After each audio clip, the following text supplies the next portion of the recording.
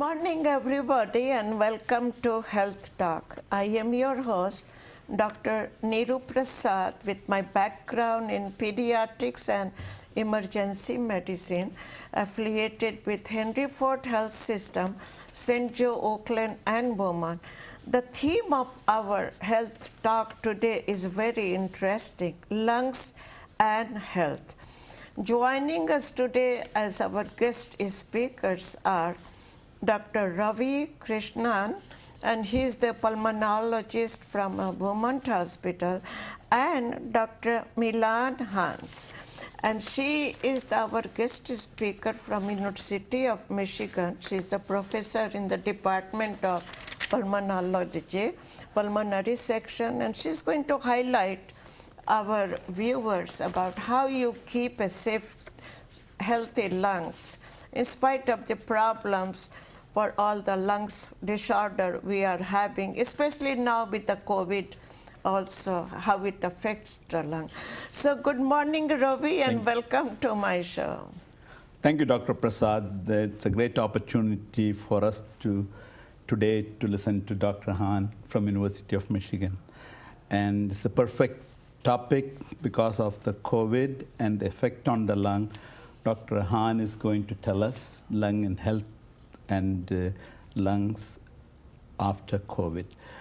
Dr. Han and I share many common interests, especially in pulmonary diseases, and we are looking forward to telling us about lungs and health and disease. Yeah, we are so excited to have you, privileged. And Ravi, we have had so many videos before with you and how the lungs looks during the COVID and COPD, other diseases. And for our viewers to know, all these videos are linked to the video, vimeo.com, and they can see it there.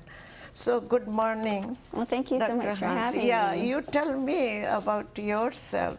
Sure. I'm very happy to have you today. Well, this is a lot of fun for me. I don't get to see many people, colleagues in particular, in person much these days, so this is a real privilege for me. So yeah, I'm Milan Han. I'm the Chief of Pulmonary and Critical Care Medicine at the University of Michigan. I have been in Michigan now since 1999, so I guess I've been at the university a little over 20 years now. But you know, during the pandemic, I got so many different questions from people about how their lungs work. There were so many questions about, you know, ventilators, mechanical ventilators. Why do we need them? How do they help patients? And I'm a spokesperson for the American Lung Association, and so I actually had a fun opportunity to do a show for National Public Radio called Freakonomics. You know, maybe you've heard of it. Yeah. And the whole show was about breathing and ventilators and actually rationing of ventilators. And after the show, I got a call from a publisher in New York, Matt Weiland, and he said, you know, I was looking and there really are no books for the public explaining how lungs even work. And so no wonder it's a huge surprise for people that it's just the concept of mechanical ventilators and that no one understands how people are getting sick from COVID. And so the beginning of lockdown in 2020, I sat down at my computer and wrote a book. You wrote very nice. It looks so attractive. I love that color. Yeah, I was fortunate to have some really good artists at Norton. So yeah, I wanted, there was a lot that I really wanted to accomplish with the book. I first just wanted to explain to people simply how their lungs work, because I feel like it's a black box for many people. And then I wanted to help people understand the huge role that the lungs play in defense. So very few organs get exposed to as many viruses and pathogens as the lungs do in just trying to keep us alive. And then I also spend some time talking about common respiratory diseases so that patients, you know, Ravi and I take care of a lot of patients with COPD, pulmonary fibrosis, asthma. And so people can understand, well, if I have this condition, what will the doctor be ordering? What will they be looking for? What kind of tests do we run? And then I also wanted to bring up this concept of lung health. Yeah. So we talk about heart health all the time. Right. But we don't really talk about lung health. Everybody's talking about heart. Right, Cardiologist. right. So why don't we talk about lung health? And so I talk a lot in the book, and we'll get into some of this today about how you can protect yourself and protect your lungs, because I don't think we think about that enough. And then the last chapter of the book really gets at this concept of why, for instance, does every doctor's office have a blood pressure cuff? Have you had your blood pressure checked? I'm sure you've had your blood pressure checked, right? I bet every listener Everybody gets the pulse oxy. Right. But have you had your lungs function checked? No. See? Nobody gets their lung function checked. Why is that? Right. And so I looked back at the history of sort of how heart and the study of the heart has evolved, and how the study of the lungs has evolved, and sort of how we've gotten to this position today where in the middle of a respiratory pandemic, nobody knows how healthy their lungs were before they got COVID. And now that we have so many Americans with long haul COVID, we're trying to figure out, well, what was, was there pre-existing lung damage? Did that make people more susceptible? How, and what do the lungs look like now? So I think that, now more than any time in history, I think it's important that, we as Americans, not just the medical community, right? But that everyone really takes a more vested interest in how their lungs work and how they can keep their own lungs healthy. Yeah, so I got interested after this topic when I know you are coming to my show. I did a lot of Google search, whatever. But the bottom line is everybody's talking about the underlying problems, like COPD, asthma, and all this. But this COVID era has taught us so many things to look for, right? Yes, there's so much more, I think, that we didn't realize. Many patients, I think, had probably some lung inflammation or lung injury, some diagnosed, but many undiagnosed, that probably led to this huge variation that we've seen in some patients getting really sick with COVID and other patients not very sick. In fact, if you go ahead and advance to the slide, I have a picture for our viewers that I thought. So this is a picture that was published back in 2020 at the beginning of the pandemic. And I just thought it would be fascinating for the viewers, well, for the readers of the book, it's in the book, but also for the public today to understand what it looks like when we become infected with COVID-19. So when, I think everybody knows sort of what happens, but you're breathing up droplets or aerosols that have COVID, it gets into your nose, it starts replicating, and it essentially hijacks the cells, turns your entire respiratory tract into a COVID-producing machine, and then as the cells die, they just release more viral particles. So as you can see in the slide, those tiny little balls or spheres are COVID, or SARS-CoV-2 virus, and they're sitting on hair cells in the lungs. So people may not know that our entire respiratory tract, or most of it, is lined with something we call cilia. These hair cells they beat in unison and sweep debris and things that we might breathe in up towards the center so we can cough it out. But as you can see on this picture, there's no way that you would be able to clear this burden. Whole thing. It becomes a solid full of alveoli become full of the bubbles. Exactly. And as the alveoli, the air sacs that do the gas exchange for us are a little bit past the cilia line cells. But when they become damaged and fill up and those spaces begin filling up with fluid, that's when we can see it on a chest X-ray. Almost like clogging up your lungs? Clogging up the lungs. Yes. So, and that's why your oxygen levels drop, and that's where people start to get sick. And what's fascinating is that, and I'm sure you know this, Ravi, as we start bringing people into the emergency rooms and we get CAT scans, it's fascinating from a medical perspective, just how much abnormality there is. Even for people, I think, that don't end up being hospitalized. I think people will be surprised. Most patients have some kind of abnormality if you were to look. Solid lungs. Film. Yeah. So I did a lot of workup with the pediatrics after seeing those kids at the emergency room. And the same thing what you're telling about adults, same thing happens in the pediatric patient. The lungs get filled up, they are having trouble breathing, asthma attacks.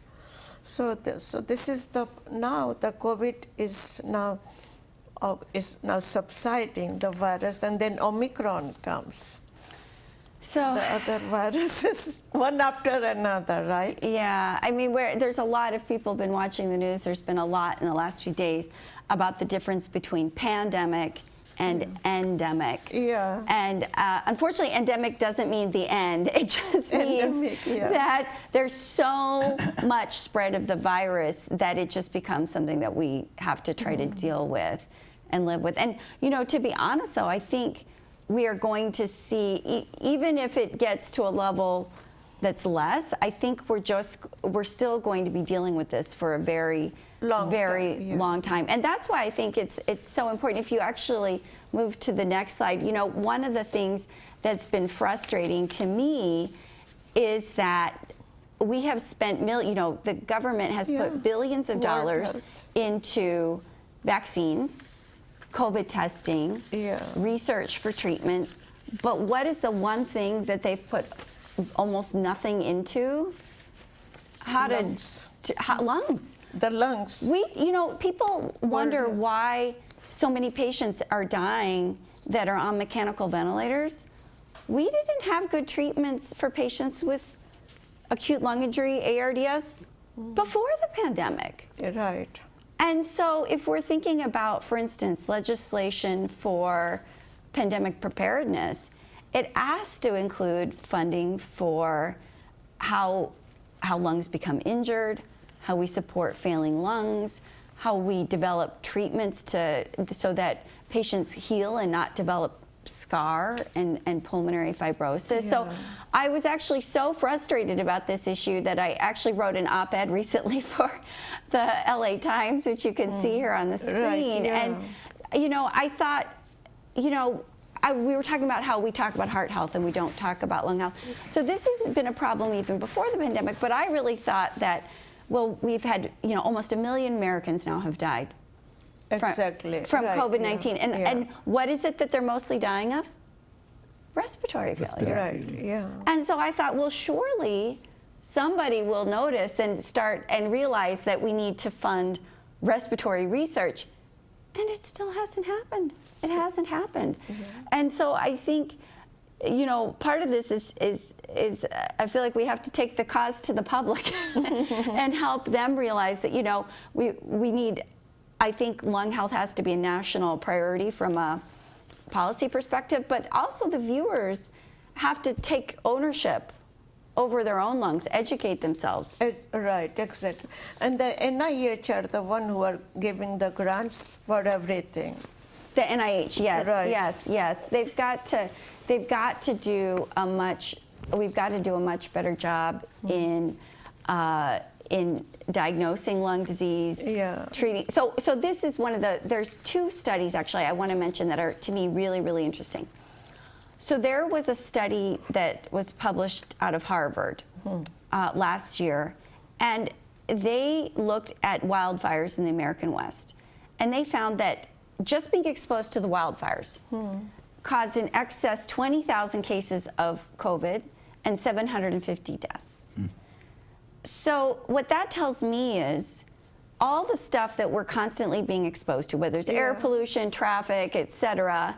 The gun injuries.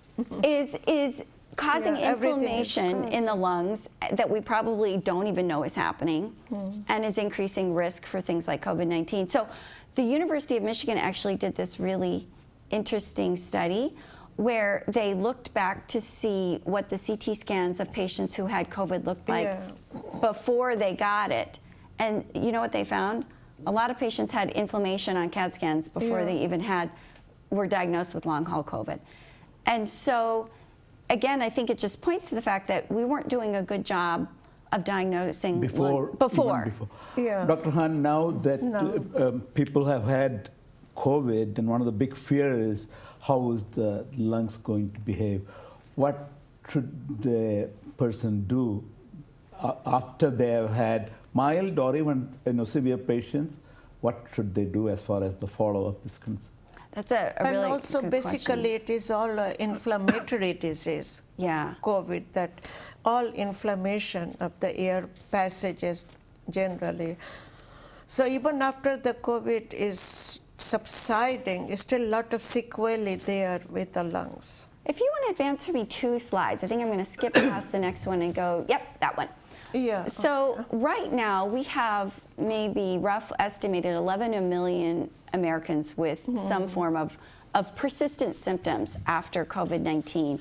And it's a huge spectrum that we're seeing. There are some patients where we're doing all sorts of testing and can't find anything. Right. And some of those probably have heart issues or neurologic issues. Some of those patients probably still have virus somewhere in their system. There was a study that was just published by the NIH where some patients, they can find virus up to 6 months after the initial infection. But for other patients, we know there's severe lung scarring. And these pictures I have up here are, I know it's hard for the viewer because you don't know what lungs look like on a normal basis, but what I can tell you is, so these are CAT scans of lungs, different views, but what I can tell you is there's all sorts of extra white on those films that shouldn't be there, and it's all lung scarring. So the question is, what can you do afterwards to start feeling better? For some people, it's just, I think, going to take some time. For others, though, I think if you're having persistent symptoms, the first thing to do is to go in and talk to your doctor. And unfortunately, Ravi and I order a lot of these, but unfortunately, in general, lung function test doesn't get ordered enough. And so you want to ask for a breathing test to see if that's a problem. You know, that's the first hint if you've got scarring. And depending on the results of that, you may want to also ask your doctor if you can have a CAT scan of your lungs to see what's going on. Those are sort of the 2 main things that I think are helpful to understand how severe lung damage is after COVID. Now, some lung inflammation gets better, but some probably, unfortunately, will not. It gets worse. So the question is, once that inflammation is sort of turned into scar, perhaps, and you're sort of through the worst of it, what can you do at that point? Well, one thing that we've always known helps people with their lungs is exercise. Right. So we've had something called pulmonary rehabilitation around for a very long time. There's centers throughout Michigan, Beaumont, Henry Ford, they all have them. And that's now, my understanding is, at least at the rehab facility at Michigan, we are now, insurance is now covering COVID-19 as a diagnosis that we can prescribe pulmonary rehab for. So that is something you can certainly talk to your doctor about, whether you would qualify for pulmonary rehabilitation as a potential treatment for some patients with long-haul COVID. So that is very, very interesting to know. But what I have a question to ask you. Yes. Now it is in alveoli are filled up, you have alveolar sacs. So how often you see the interstitial fibrosis as a sequelae of COVID-19? Because they can involve the interstitial spaces also, and these people can develop pulmonary fibrosis, right? Yeah, so that's a really important point.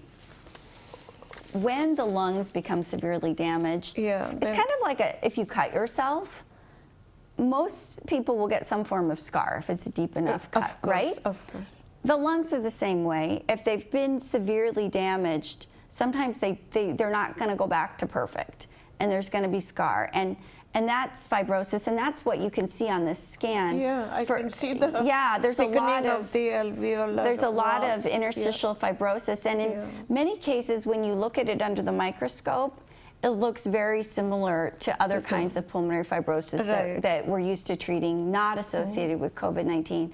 So, unfortunately, we are going to have a subset of these 11 million Americans with long haul COVID that will have some degree of pulmonary fibrosis that we'll be dealing with. Yeah, all the sequelae. So I think, you know, complications. One of the things that I've been thinking a lot about, if you could go back a slide, because we skipped a slide. Yeah. You know, is there anything you can do even, you know, obviously we kind of know, I think, the important things for preventing COVID-19, right? It's vaccinations and social distancing and all of the things that we've been doing to try to stay healthy and keep ourselves from getting COVID-19. But one of the things that I think you also have to think about is just, how do you keep your lungs healthy in general? Right? And one of the things that I think a lot of people don't realize is there's 3 periods for lung development. There's in the womb, there's during childhood when you meet peak lung function, say in your mid-20s, and then there's afterwards. And so I, you know, as a mom and as a physician, a wife and a friend, when I'm talking to my friends or colleagues about, you know, how do you protect yourself? You have to think about all 3 periods. So you've got to think about yourself, neonatal exposures, even neonatal air pollution exposures, neonatal nicotine exposures can have impacts on the developing fetal lung. You've got to think about protecting kids from smoking, vaping, air pollution, even things like anti-idling policies at school, trying to keep the air pollution away from kids. That's important. Keep respiratory infections down. And then, you know, as adults, there's so many exposures we don't think about. There's occupational, even like hairdressers, nail technicians. Yeah. You know, we think about coal workers and firefighters, but go to the health spa and then hair drying and those things. There's all sorts of things that we're exposed to, even also in the home. You've got to get your home checked for radon. It's one of the most common causes of lung cancer here in this country. Cleaning products, volatile organic compounds. I do detail a lot of it in the book, but you know, one analogy I like to use is when you go out into the garden, I usually wear gloves. I mean, I can wash my hands, but I usually wear gloves just because it's messy and. But we don't think about wearing a mask when we go to clean out the garage all the time, right? I do now. That is true with all the car engines and running and all those. You really do need to think about, just like you'd wear gloves. Yeah. Because the problem is we can't really wash our lungs the way you can wash our hands. That is true. I wish there was a way, right? Right, Milan? There was a way to do it. Expensive and difficult way. Yeah. Take a good bath and wash. Yeah. So it's just, you know, I think for me, part of it is just, it's just being more mindful. And I think it actually, what I think viewers might be shocked to know is that even we as lung doctors for a long time thought that most people had pretty healthy lungs and that it's just a small fraction that smoke or were exposed to things had problems. But I think we're finding with the pandemic, there's a lot more subtle lung injury that's out there probably that's making people more susceptible.